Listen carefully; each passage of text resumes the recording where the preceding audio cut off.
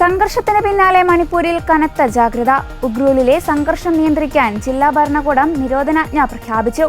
ആളുകൾ കൂട്ടം കൂടിയാൽ കർശന നടപടിയെടുക്കുമെന്ന് പോലീസ് വ്യക്തമാക്കി. ഉപമുഖ്യമന്ത്രി ലോസി ദിക്കോയുടെ സന്ദർശനത്തിനിടെയാണ് വീണ്ടും സംഘർഷം ഉടലെടുത്തത്. മണിക്കൂറുകൾ നീണ്ട സംഘർഷങ്ങൾക്കൊടുവിൽ ഉഖ്രൂൽ ശാന്തമാവുകയാണ്. പുതിയ അക്രമ സംഭവങ്ങളൊന്നും റിപ്പോർട്ട് ചെയ്യപ്പെട്ടിട്ടില്ല.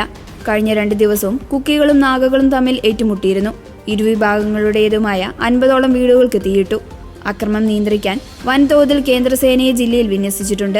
നാഗ ഭൂരിപക്ഷ ജില്ലയാണ് ഉഖ്രൂൽ. നാഗ കുക്കി യുവാക്കൾ തമ്മിൽ നടന്ന ചെറിയ വാക്കുതർക്കമാണ് സംസ്ഥാനത്തെ വീണ്ടും കലാപ സാഹചര്യത്തിലേക്ക് തള്ളിവിട്ടത്. ഉഖ്രൂലിലെ ലിറ്റാൻ ഗ്രാമത്തിൽ നാഗ യുവാവിനെ കുക്കികൾ മർദ്ദിച്ചതിനെ ചൊല്ലിയുള്ള തർക്കമാണ് രാത്രിയോടെ കലാപമായി മാറിയത്. രാത്രി നടന്ന സംഘർഷത്തിൽ നിരവധി പേർക്ക് പരിക്കേറ്റു. വീടുകൾക്കും വാഹനങ്ങൾക്കും തീയിട്ടു. വെടിവെപ്പും കല്ലേറുമുണ്ടായി. 25 വീടുകൾക്ക് തീയിട്ടു. ഇതിൽ ഭൂരിപക്ഷവും നാഗ വിഭാഗക്കാരുടെ വീടുകളായിരുന്നു. സംഘർഷത്തെ തുടർന്ന് പ്രദേശത്ത് കർഫ്യൂ പ്രഖ്യാപിച്ചിരിക്കുകയാണ്.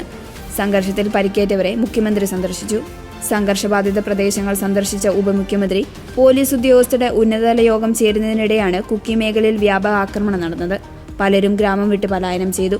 കുക്കി ഗ്രാമത്തിലേക്ക് കടന്ന നാഗകൾക്ക് നേരെ കുക്കി സായുധ സംഘങ്ങൾ വെടിവെച്ചു. സംഘർഷ സാഹചര്യം കണക്കിലെടുത്ത് മേഖലയിൽ കൂടുതൽ സുരക്ഷാ സേനയെ വിന്യസിച്ചു.